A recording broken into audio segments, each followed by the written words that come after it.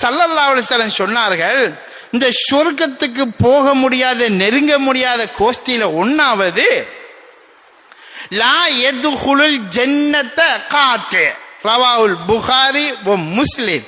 சொன்னார்கள் ஸல்லல்லாஹு அலைஹி வஸல்லம் அவர்கள், யாரெல்லாம் இரத்த உறவை, குடல்வாய் ஜனங்களை, நெருங்கிய சொந்தத்தை உடைத்தெறிந்து இந்த உலகத்தில் வாழுகிறார்களோ, அவர்கள் எவ்வளவுதான் தொழுதாலும் எத்தனை தஸ்பமணிய உருட்டினாலும் அவர்கள் சொர்க்கம் போக முடியாது தௌபா செய்யாதவரை என்று ஸல்லல்லாஹு அலைஹி வஸல்லம் அவர்கள் சொல்லியிருக்கிறார்கள்.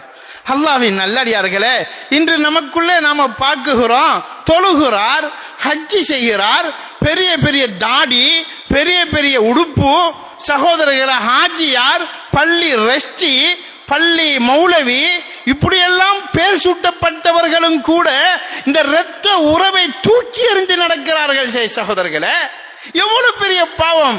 நபி தெளிவாக சொன்னார்கள், உன் தாத்தாவோட, உன் தங்கச்சோட, உன் நானாவோட, உன் தம்பியோட, உன் மாமாவோட, பெரியம்மாவோட, சாட்சியோட சொத்துக்காக, பைசாவுக்காக, தன் சுய லாபத்துக்காக, சுய கௌரவத்துக்காக நீ துண்டித்து இந்த உலகத்திலே வாழ்ந்தால் நீ சொர்க்கம் போக முடியாது.